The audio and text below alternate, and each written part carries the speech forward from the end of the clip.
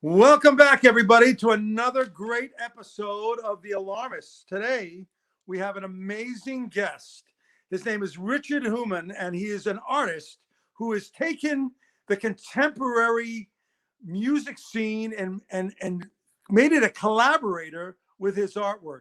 In particular, the Talking Heads and David Byrne, which I've never seen any artist do, which I think is a pretty amazing collaboration, and I've not seen anyone do it successfully, but he has.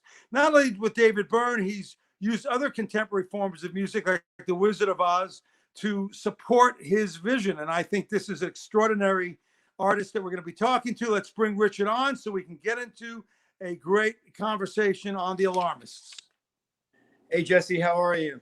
Hey, Richard, how are you, man? Very good. So, I'm just going to say, believe it or not, my name is pronounced like human being. Even though it's Humann, it's like human being. Didn't I'm sure I say in German, in Germany, it's probably Humann, but they pronounce it as human here. Okay, so you're human. We know it for a fact. That's what I've been told. Yes, it's on your birth certificate. Your parents can't argue with me. Exactly. I'm not going to argue with that, I promise. That's great. Now I want to know why music and art is so much a part of what and who you are.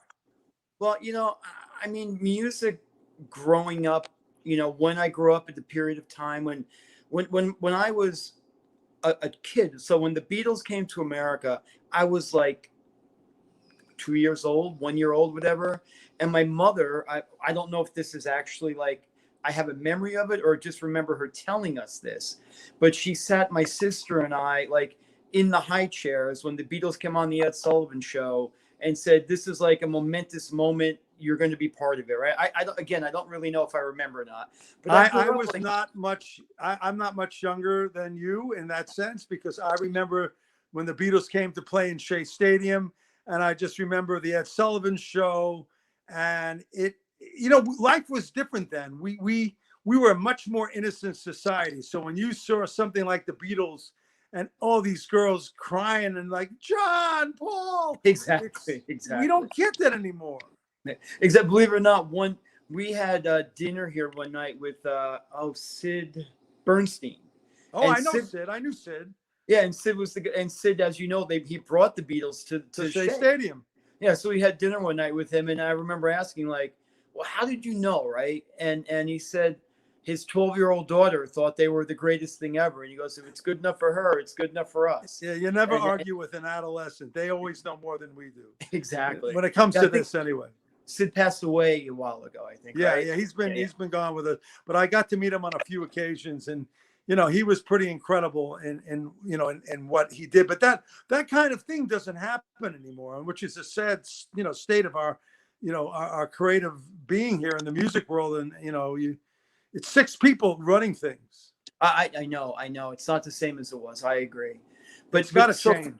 So for me though, I grew up with that, right? So I grew up like my mom was a huge Beatles fan and a Stones fan, and so she had these albums all the time growing up, and it just became part of who I was. And the way the Beatles, like on a creative, intellectual, artistic level, beyond I Want to Hold Your Hand, like when we're talking about, I Am the Walrus or Revolution Number 9, right?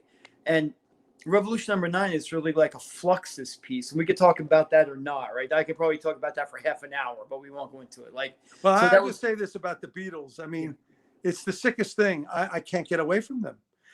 One of my friends is May Pang.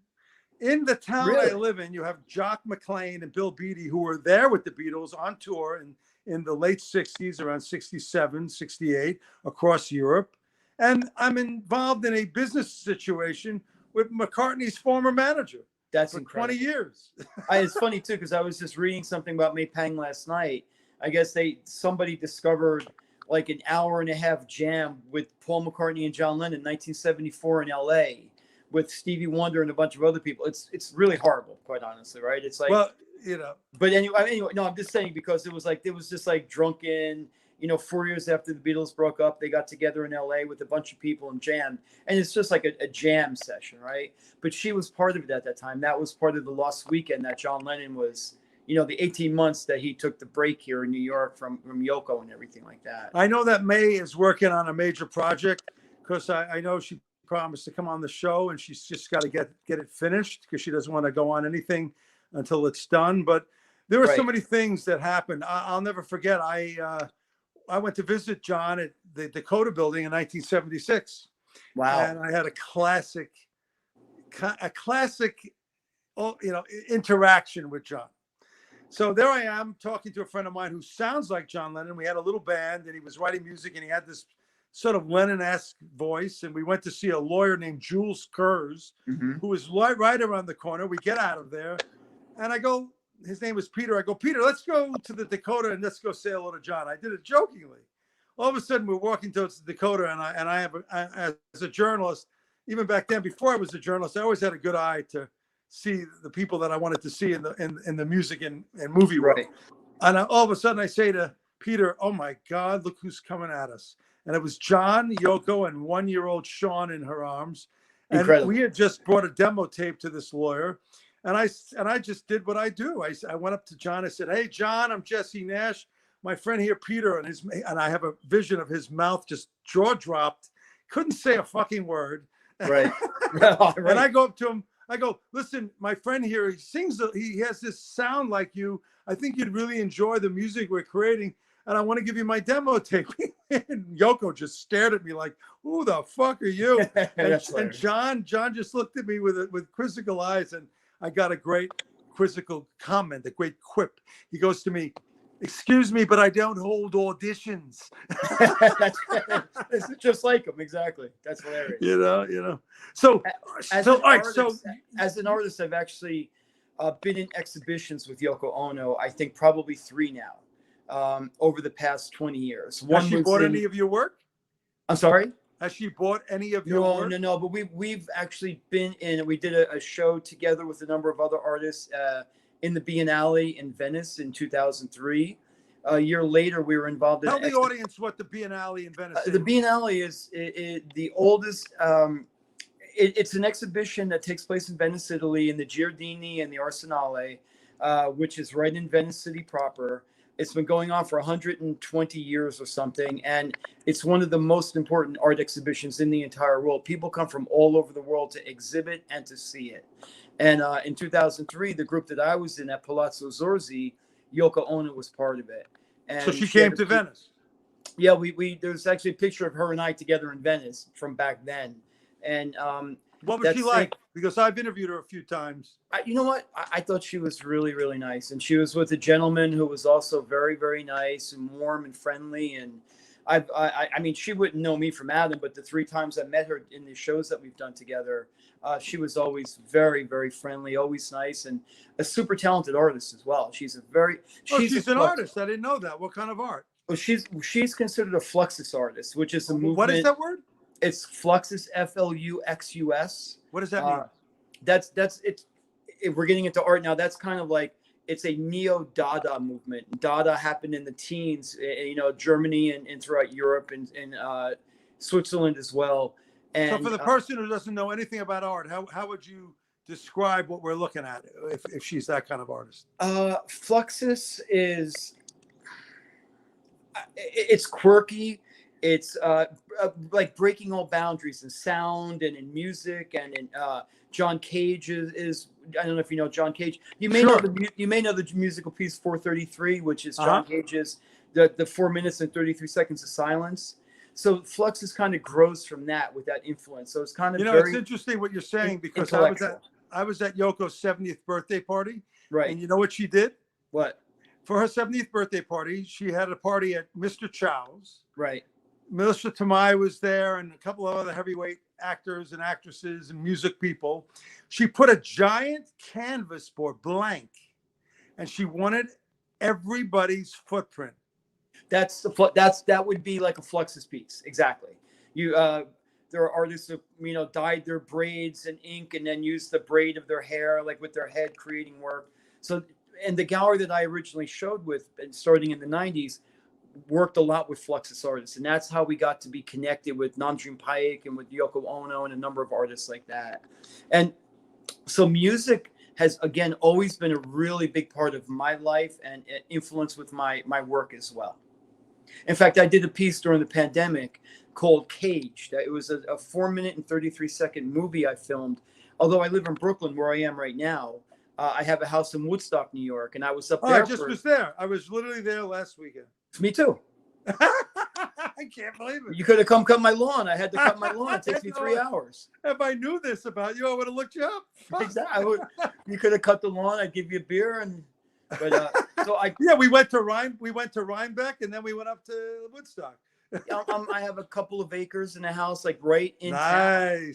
Like right in town there. I've had it 25 plus years. I love it there. It's nice and peaceful and meditative, and there's great like for the soul. There's good culture there too. And for me, I'm living in Brooklyn 35 years now, and to have that as a respite from all this, an escape, exactly, and also be around people of like-minded, art and music. There's a lot of music up there, as you know. Oh, always. It'll never stop now. And there's like good venues that have opened up again. It's like there's like a mini renaissance happening up there, which is. I think that when we really finally get past this Delta variant, I think that we're going to see. I think we're going to have the Roaring 20s, but in a way very different than what it was 100 years ago. Yeah, I think that we're going to have an influx of culture. People are so bottled up from not being able to go out and be free and act the way they want, be the way they want. And the few times that we get to do that, like I just went up, to visit a friend of mine in Woodstock. He's a little bit further south, but the point is, he's a musician friend of mine. We used to play music in the 70s and 80s, and he's just got diagnosed with early onset Alzheimer's. So I just said, I'm going to go up and hang out with him, add another chapter to our friendship. And it was phenomenal. Yeah. And we played so much music. We brought our guitars with us to Woodstock. We just sat by that little park that you have there. Right in the center of town? Right in the center of town. We just, it's funny. I went by like 5 times and I saw people playing on the Village Green. I swear you to God. Probably saw me playing. Did you have like a little microphone with you as well? Yes, we did. I think I fucking believe this. I think I saw you. I swear to God. Oh God. Yeah, I look good. Did I sound good? Come on. It sounded fantastic. Thanks, fantastic. Man. Thanks. I haven't paid you enough. Remind me to up yourself. It's too bad John Lennon didn't take your demo tape, man. Yeah, well, that son of a bitch. I still love him though. Me too. So anyway, I did a piece though because I was up there. I had never been to Woodstock. Honestly, I've owned the house 25 years, more than a week or so. Because you're always busy. I travel a lot, and I was up there, and I decided to make this movie called Cage that I did 4 minutes and 33 seconds of just like the sounds around me and the visuals of like. The rain falling on the leaves and stuff like. So I was mimicking the John Cage piece of that audio piece that he did.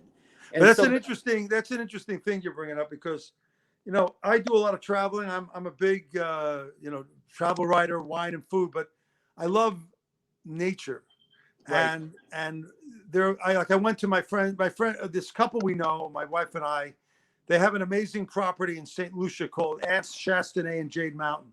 They have 660 acres of land, of which they only use about 10. Right. So I would get a dirt bike, and my wife and I, my kids, I have twin girls who are 14 years old. We would take long bike rides. And one day we were riding, and we got stuck in a major, major downpour. So we hid under the foliage because it was very thick and plush, and we didn't talk. And it was paradise on earth. That's I've been to a couple places. I must say that I had to like stop, and like when the first time I went to Norway, I crossed over way high in the Arctic Circle, way up where Finland wraps around into Norway, and drove down. I drove from the Arctic Circle in Rovaniemi to Tromsø, Norway, and literally I had to pull over the car and just stared at it for like an hour. Wow. Same thing. It was like it just overwhelmed me completely.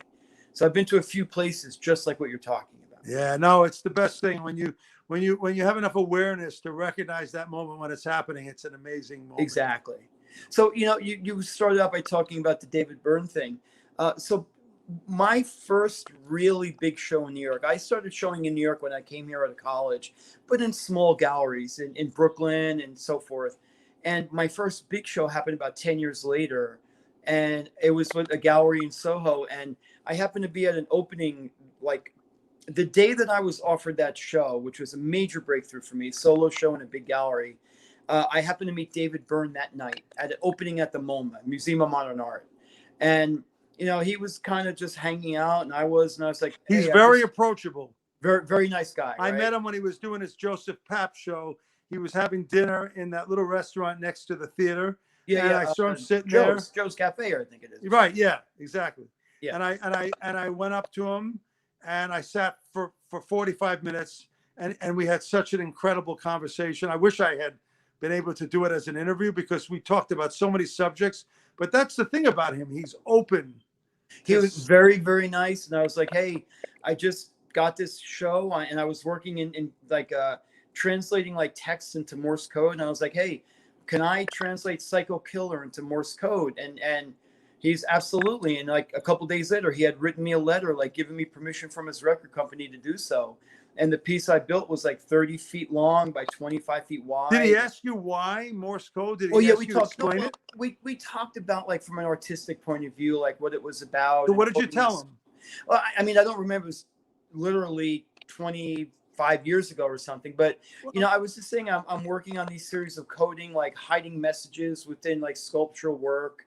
And Psycho Killer was one of my favorite songs at that time. It's still an amazing song. Yeah, it's and I was like, it seemed to be kismet, as they say, that I ran into him the day of my first, like that I was offered the first major exhibition of my work.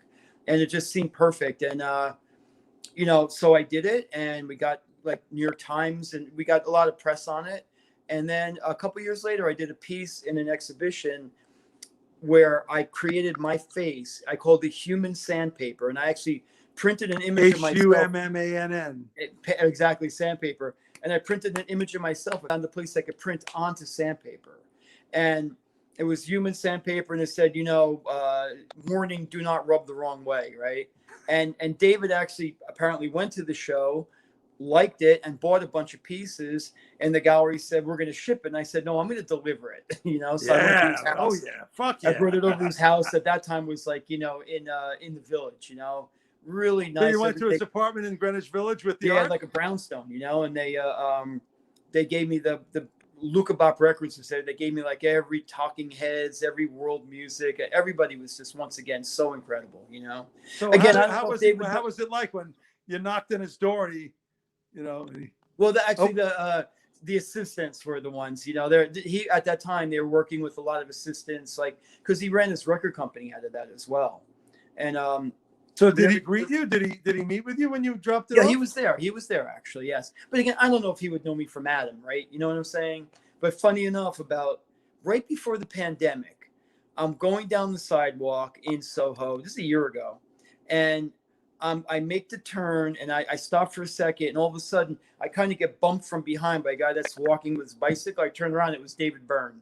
No shit. And, did you talk? Did you say? Did you no, talk? I'm a New Yorker. I'm like, I was like, he's like, excuse me. I said, no problem. And then that was it. You know, like, you know what I mean? The great thing about New York is nobody gives a shit about anybody. No, that's why so many famous people live there because exactly nobody cares. And I wasn't going to break that code, you know. At that time. Yeah.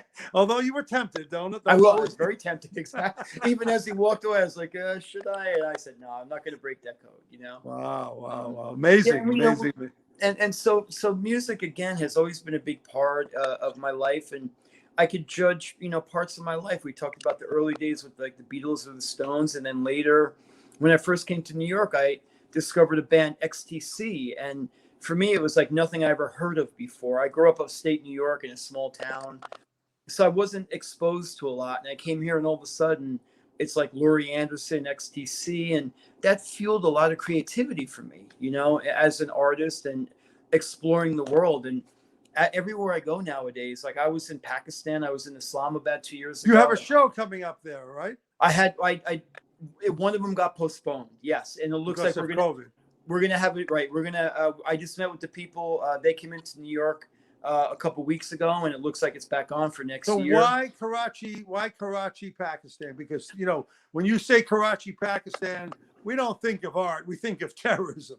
Well, so, you know, I think that's the reason why they did it, because the artist who put the show together, I was there in 2017. How did you get this opportunity, though? I mean, it's not a normal thing. So to give us a little backstory. Well, so Amin Gulji, who is I met in 1997 he's an artist who educated at Yale from Pakistan, from Karachi, probably the most famous art family there.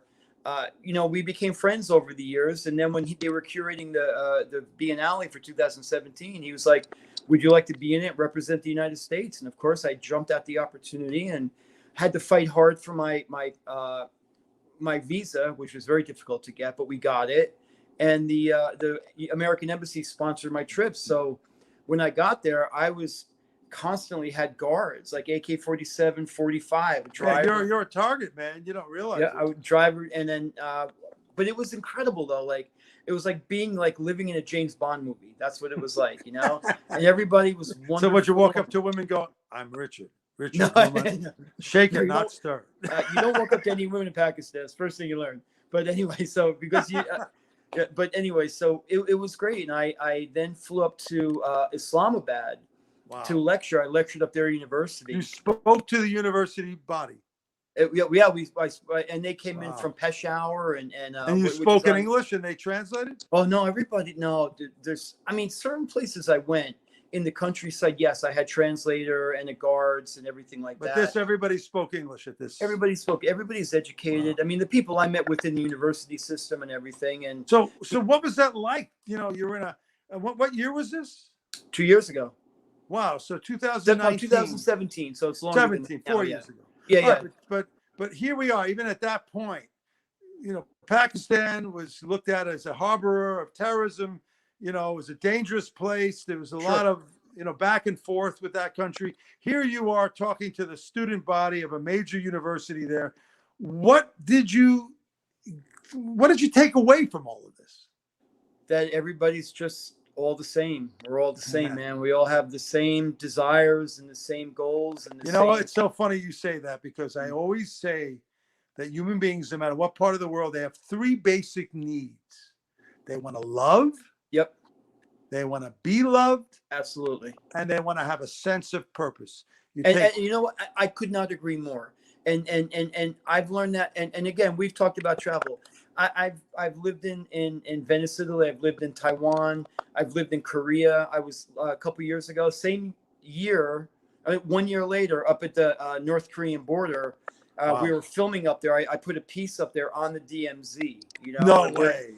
I put a piece. What kind of piece was it? It's an augmented reality piece that I put floating between North and South Korea. So we let you do it. How did you wind down? Well, no, they didn't let us. They didn't let us do it. So you just did it anyway.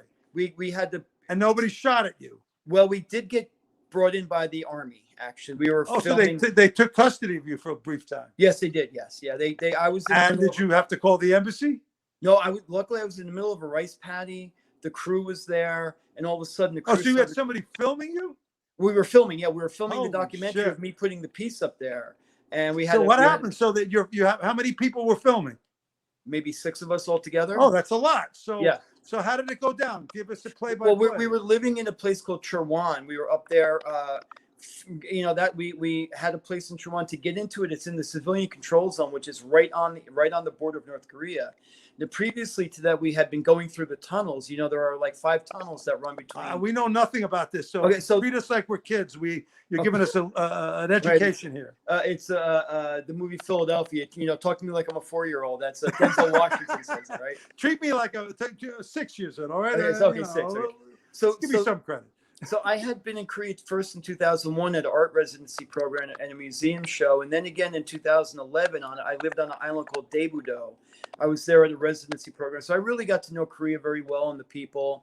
I lived in an island in the middle of the Yellow Sea, which is 2 hours southwest of Seoul. So you're very well traveled. I'm luckily I am actually. That's great. So I went back for an exhibition in Seoul, and we're like, well, we're so close. Let's go back up to the DMZ with the film crew. We went through these tunnels. There were 5 tunnels. The film crew knew that there was a risk involved. Absolutely. And everybody said, okay, this is too good to pass up. Absolutely. Like, here's the deal. Like, I talked about Islamabad. I talk about this. I'm from a small town called Stony Point, New York, north of New York City. I saw it on one of my, as we were traveling, I saw it on I think it was 87, Route Well, 87. you probably get the exit 16 you could shoot over, right? But I'm from there, and most people I know, this is not a put down, everybody chooses their life, right? But most people I know were born and they're going to die in that small town. So my feeling is, no, if I get beheaded in Afghanistan or northern Pakistan, or if I get captured I win. I'm the winner, right? Yeah, no. Look, what you're doing. Look, I'm well traveled. I've been to over 80 countries. Yeah, I get what you're doing, and it's fucking amazing. People, you can sit there and talk to me about this for hours, and unless you are a person who travels, you will not really completely understand the depth and the scope of the experiences that you have taken on. Which is the pretty draw. I fucking mean, amazing. my first time in northern Finland, I landed in January, 37 below zero, darkness 24 hours a day. I like, in other words, I love and live for those things, especially when it's surrounding my art, right? So it's the best of all worlds. It's paid for, it's my art, and it's travel experience. So I mean, it's the trifecta. You can't do better than that. Yeah, it's a All right, trifecta. so my So job back to is Korea. to So steer the interview. we go So, through all right, these tunnels. There's tunnels that the North Koreans dug like after the Korean War in the 50s, that go from North Korea to South Korea. And the idea was that they could run two men side by side. It's really small, like claustrophobically So small. you were in those tunnels. It goes, I'm sorry? You were in those tunnels. I've been in those tunnels 4 times now. Wow. And it goes all the way down. And nobody stops you from going in or out? Well, there are ones that are tour guided above Seoul, the ones that are like, where you can go down with tour guides and stuff like that. It's a tourist place, right? We went to the northern ones, which are like nobody goes to, right? And you get a helmet on and you go down there, and it's really claustrophobic. You're going like a mile under the earth. It's insanely. In fact, one of the guys we were with like freaked out. We had a South Korean young kid working with a grip for the cameras, and he freaked out in the tunnel. He got claustrophobic. He was like really like, we had to like talk him down and get him So out. tell me this, to cut to the chase. Yeah. So how did you get stopped? What happened? Well, okay. So we're filming. We're up there a couple of days, and we knew the final shoot was risky because we're right on the North Korean border, electrified fence, which I've walked before, with the Roka Army. That was in 2011, and this time we're back up there, and we knew we had a drone up. We probably should not have. And we had the big. You had a drone by the border? Yeah, black magic. You ballsy guy. We had black magic cameras, so the big boys. And so what did you say to them when they stopped you? I'm American. Well, no, most people, we knew it might happen, so we had SD cards. We had SD cards ready with us with film footage of like lily pads and rice patties. So this way, when we did get captured, we swapped out the cards, which they deleted our bullshit footage, and we kept the good footage, which one of the filmmakers is part of the AP, which they uploaded to the AP cloud. So we were able to upload to the cloud and get out of the country without an issue. Did the drone film the encounter? No, the guy who was filming the drone by that time had switched to a camera. He did not get captured. We have 4 of us that did. They threw us in a van. People are yelling. Everybody's freaking the hell out. I thought it was great because I'm like, make sure you film this shit, right? Don't turn the cameras off. And we went back in the. You're as much a filmmaker as you are as an artist, right? But the thing is, keep in mind, in the South Korean, the army is made up of conscripted 18-year-old kids. So we step out. I'm 6 foot tall. I have long hair. My crew is like shabby, big guys. And we probably look like the Allman Brothers, and they're like, whoa. They don't know who the fucking Allman Brothers and everybody are. was nice to us. They were nice to us, and after like maybe half an hour, 45 minutes, we got our passports back, and did they interrogate you? No, everybody was super when cool. I was in Myanmar, I got interrogated. Really? I went to see Aung San Suu Kyi. She used to come out when she was being held under house arrest. No shit. She used to come out and speak, and I was in Myanmar, and I found out about it, and I was the only one. And I went there, and the army saw me, and they got my name and my passport information. So when I was ready to get on the plane, man, I got my friend. My friend was in like shock. He says, "Am I going to be spending the rest of my life in some jail getting it up the ass?" I said, maybe. I don't know about the last part, but we're going home, man. I've been also questioned when I was in Taiwan the first time in Kaohsiung. I was there for a month doing an exhibition, and we got interviewed by a group of people. They were supposed to be journalists and so forth. And quite honestly, they were like the CIA. They were probably, and it's like, because look, I basically lived in Helsinki. I'm going to these places that are known for, not Helsinki, mind you, but in the old days with the Cold War happening, Helsinki was a hot spot. I mean, I believe what's his name went through Helsinki, Lee Harvey Oswald, right? When he was in Russia. So It was a hot spot for kind of spy activity. I've been in Helsinki 25 times, and South Korea and Hong Kong and all these places that are kind of like things are happening in the world with, But that's great. That's great that you're not afraid to go to the hot spots, because it inspires your work and it gives you ideas. Absolutely. You're more than just an artist or a lover of music. You are, in a way, a documentarian. Yeah, I mean, I've been writing books. Even like living in Venice. When I lived in Venice, it's magical, right? So everywhere I go, I've been actually writing a book of some of my travels. Nothing intense, nothing. I'm trying to like keep the stories light, 3-4 pages each, and so when the politics out of it. I keep all the stuff out. It's just like my personal experience with things, and sometimes the story is about a bowl of rice, or about when I went to the border in Karelia, which is I went to a Russian monastery there, and I'm at the border in the middle of nowhere in this black and white environment. The girl that I'm with, who was a curator, the people that we went to, she's a beautiful blonde curator from Finland. And I had like my leather jacket on, and they thought I was her pimp, and she was a prostitute. We almost had a fight in the parking lot because these guys came out drunk, wanting to know how much it costs to sleep with her. So you had to fight for her honor, man. What exactly. And then, which fine, it's cool with me. And then I went to this monastery afterward, and I'm walking around the monastery, Russian monastery, and this guy, big guy, he's like 350 pounds, 6'5", comes up. He goes, "Where are you from?" I said, "Brooklyn." He goes, "Me too." He's from Brooklyn. He was like from Fort Greene. Oh my God! And he had been what are the living odds there of for that? like 35 years and on the Russian border in this monastery.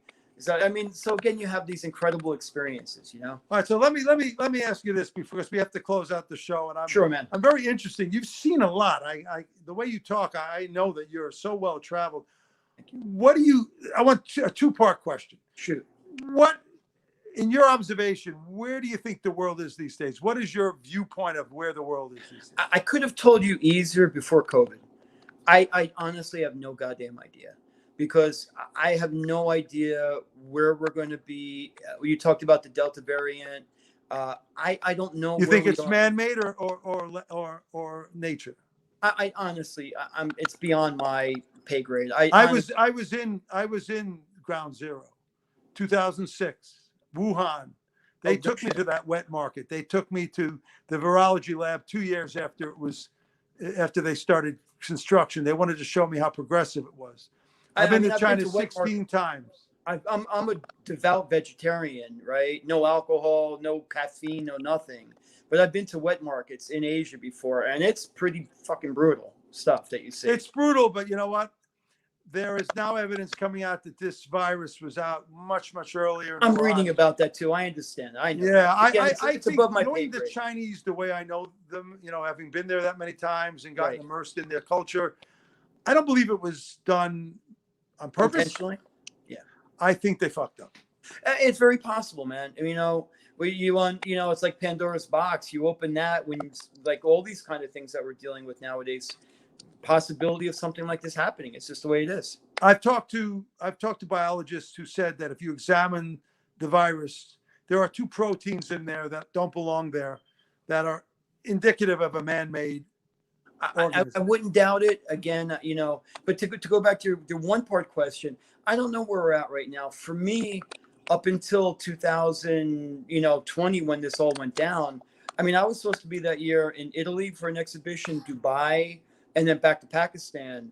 I was the guy that would literally be home in Brooklyn a month and a half, get on a plane again, travel 14 hours on an airplane. I was doing 4 or 5 times a year. I've got my iPhone has all these multiple places with time zone and weather on it, because I'm literally traveled all the time, and then I'm locked down for 2 years, and the world is not the same world that it was before it. And I don't know if it may come back twice as strong. I don't know. But for me, I was kind of a citizen of the world. And now I'm the same as you. And yeah. the sad part is this Delta variant is a clusterfuck. And it really fuck us over because it's not. I'm telling you, I back in January of 2020, I knew what this was. Yeah. Back in, my kids are avid equestrians, and they were going to go ride in Pauling, New York, 30 minutes from. I know where that is. 30 minutes from the epicenter of where that Jewish community, that guy who got it in the early stages. And I said, you cannot do this. And my wife was, wanted to see how it played out. Finally, I called the president of the IEA, which is the riding division, for what they do. You ride on a horse you've never ridden on, right. And they grade you and how good you are in adopting. And I called the president and said, you can't fucking do this. You don't understand. I knew what this was. We were in Costco, my wife and I, first week of January.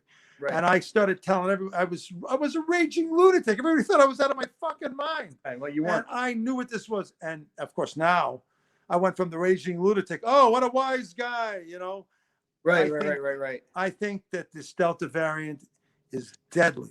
I mean, it might be, and it could be deadly on multiple levels. All the stuff that we're doing in terms of our economy, in terms of we have a lot of reckoning to face right now. And all they want to do, Richard, is open the economy, and they don't fucking care at what cost. I mean, it's just so politicized. I agree with you. The first opportunity for vaccination, I got it. I got it. Moderna. I had my side effects. Yeah, me too. I mean, luckily, mine only lasted about 6 hours. Mine lasted 5 days.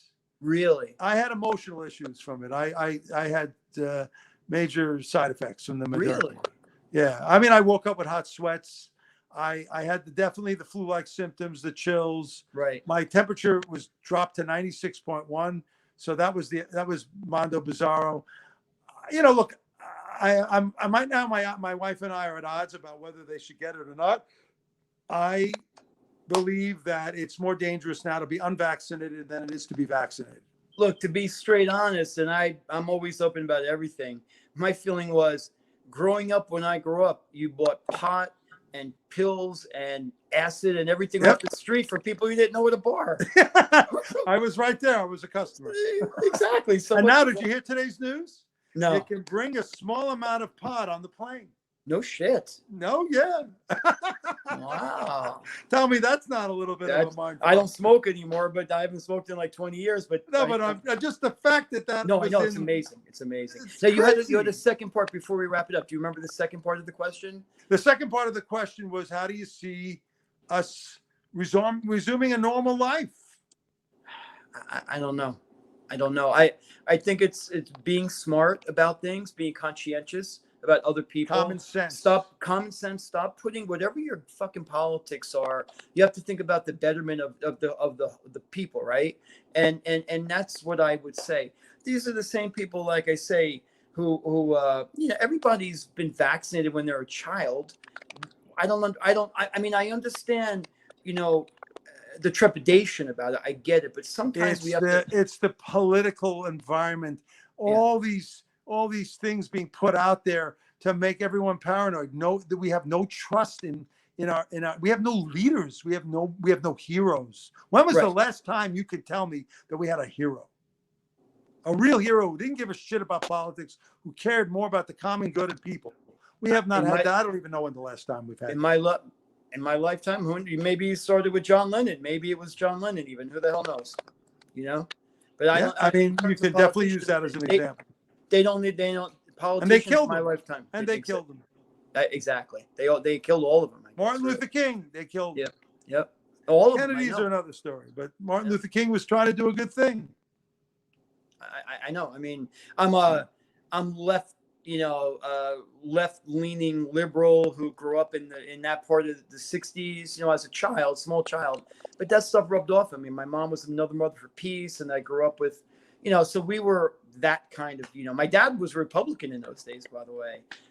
My mom was very different to be a Republican then than it is now. Different world. The Republicans he voted for Obama twice, so things have, he stayed the same. The politics shifted around him. Oh yeah. Where can people find your work? Give us a website. You go right to my website. It's Richard Humann, Richard HUMANN.com. RichardHumann.com. Okay. And you can see all the stuff there. You can Google me. Anything coming up that they should put on their radar?